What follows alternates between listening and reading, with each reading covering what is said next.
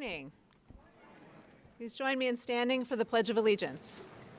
I pledge allegiance to the flag of the United States of America and to the republic for which it stands, one nation, indivisible, with liberty and justice for all. And here's Brennan with the announcements. Good morning, everyone. Today is Thursday, March 20th, and it's a green day. Student government will meet right after school today in Fuller Basement. Please be prompt as we will have yearbook photos taken. Please see Mr. Ryan or me with any questions. Today is the Spring Blood Drive. Thanks again to everyone who signed up to donate.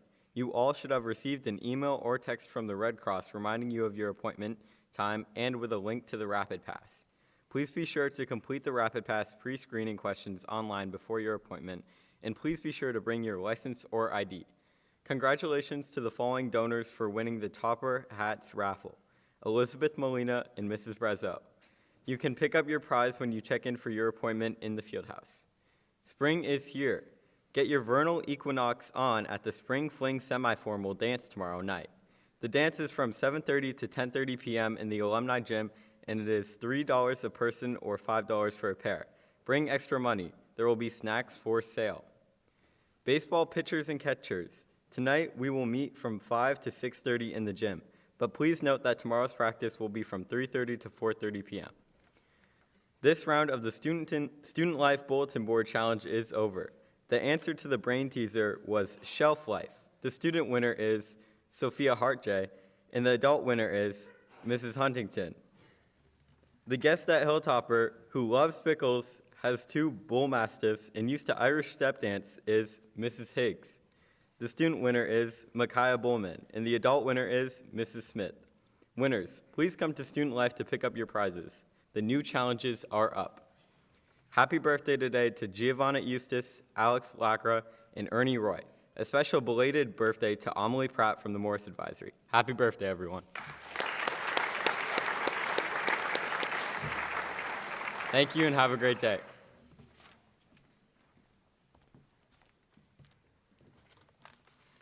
Thank you, Brennan. I have a few late announcements. Weston, the lovely Labrador Retriever service dog in training who helped Mary Lopes with her capstone this fall, has come to a super successful conclusion. On March 6th, Weston was returned to Dogs, Inc. in Florida, where he was born, and was placed into the Seeing Eye Dog training program. Weston went through basic training here with Mary and will receive advanced training at Dogs, Inc. before being placed with someone who needs him. Weston sends his love and appreciation to the Academy community for helping him and Mary on the first part of his journey into service work. Good job, Weston. All right. Congratulations to Graham Moriarty, Cyrus Kidder, Brody Dusso, Stella Vanderlind, and Amelie Pratt, who traveled to Prospect Mountain for 3 days of intense competition for Nordic skiing. Despite the very icy conditions and wicked gusts, everyone was very competitive in their respective events.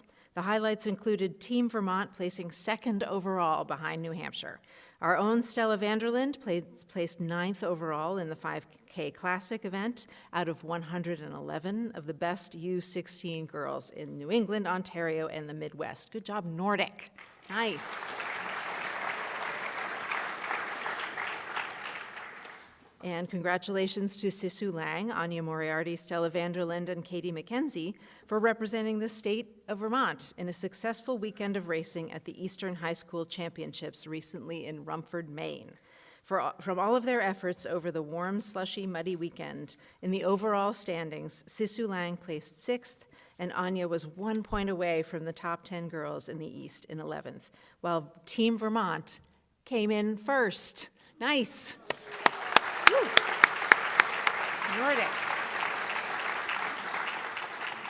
Nordic has been on fire, and if you can't tell, that's Mr. Jolliffe writing all those announcements, so that's why they're so fun. So good morning, everybody. Happy Thursday. Welcome back to the world of normal length classes and 8 a.m. starts for sophomores and seniors. I know I've missed starting the day this way with all of you. We have a couple of visitors today, and then I'll say a few things. First, I'd like to bring up Mr. Mantius for a quick announcement about Boys and Girls State. Mr. Mantius.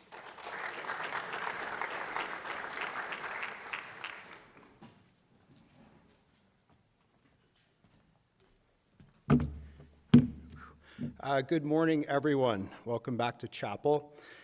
This very short announcement is for those of you who are interested in government and politics or leadership, or anybody here who has begun to recognize that communities are only really successful if people are willing to serve, to give their time and their talents. So I'm here to introduce, like Dr. Howell said, the Boys and Girls State programs for this summer.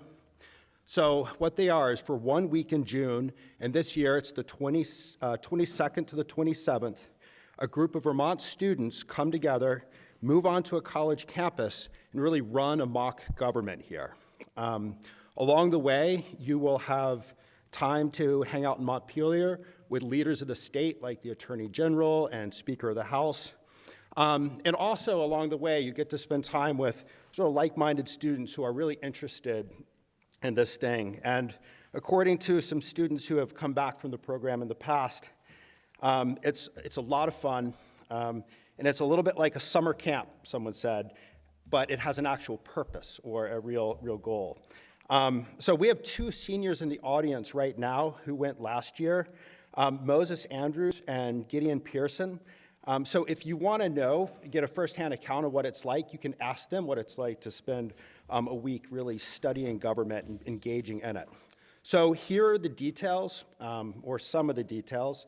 The program is open to all of this year's juniors from the state of Vermont. So you need to be a junior or a rising senior, as they say. It costs money, but not for you. If you are selected to go, the American Legion and the Academy will pay your way. So you're taken care of for a week. The deadline for Girls State is actually coming up fairly soon. It's April 1st, and the Boys State deadline is not until May 15th, so a lot more time there. So please reach out to me, Mr. Mantius, for more information. I mean, there's a lot of stuff out there that you could look into to decide whether you would want to do this. I'm in Colby 201, so come maybe during conference period if you have a chance, or reach out to any social studies teacher. They'll give you some information. And so just a final note on this, the Academy has sent some pretty incredible groups over the years, as the head of the program constantly reminds me. And it was just a few years ago that the Academy delegates were chosen to represent Vermont at the national level in Washington, D.C. So we have a real connection with this program, and I think it fits with us because the Academy is about service to the community. We're constantly trying to communicate that idea, and that's what leadership really is when you get involved in state and local government. So consider the program, speak with me about it, and thanks for your time.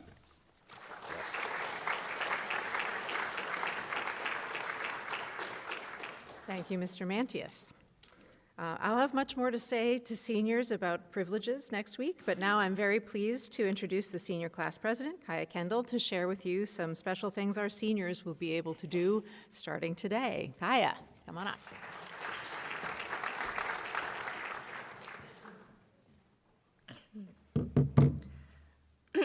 Hi, I'm Kaya Kendall, and I am the senior class president. I'm here today to speak mostly to juniors and sophomores about the senior privileges process and requirements. I know I spoke recently to seniors about what those actually are. So recently I went through the process of getting senior privileges approved with Brennan by the administration.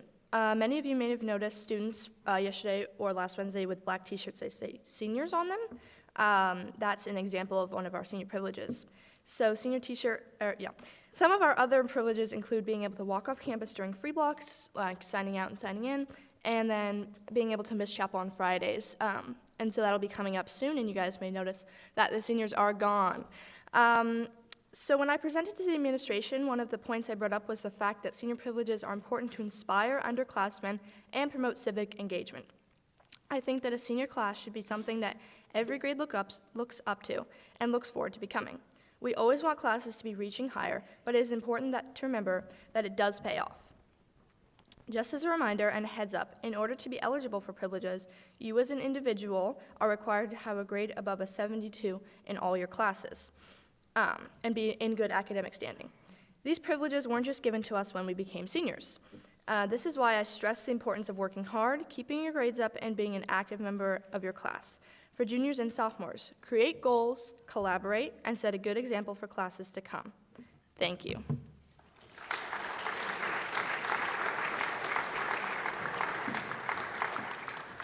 Thank you, Kaya. It's very exciting.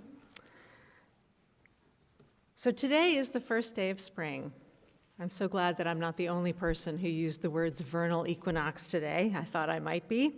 Our Latin-savvy colleagues would tell you that what that means is that on this day we can begin to imagine verdure, the greening of our world again, and that night is equal to day. That's actually what it means. So on the vernal and autumnal equinoxes, we have for just one day a perfect balance between daylight and darkness before one begins to tip into the other.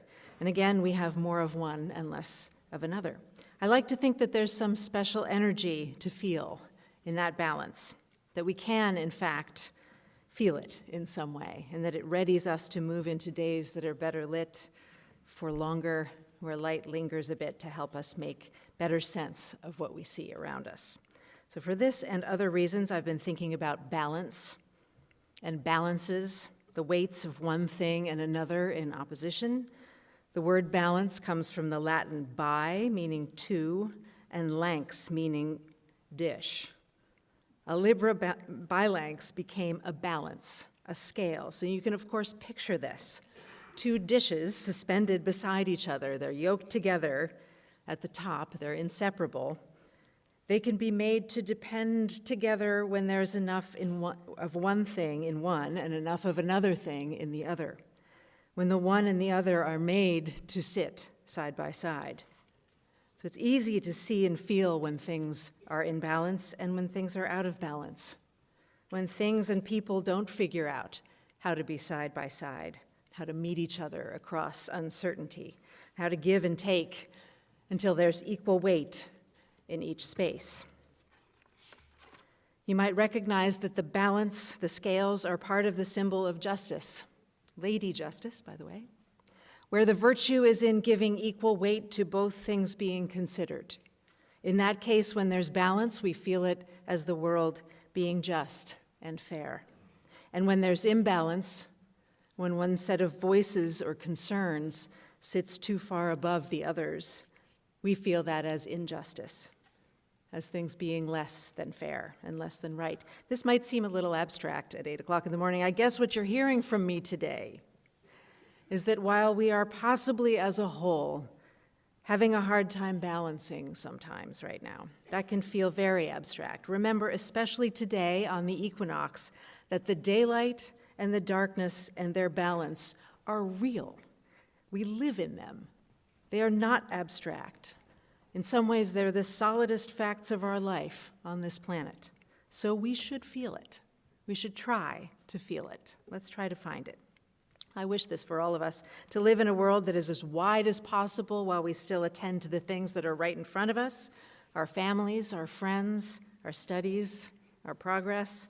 Let's try to help each other find those balances that allow us to be both aware and also healthy and strong, and both connected and focused. It is hard, but the good news is that we are in the town in America where two brothers invented a scale that literally changed the way the world weighs things. And then they started a school. So if any group of people can figure this out, I think it's us. Faculty.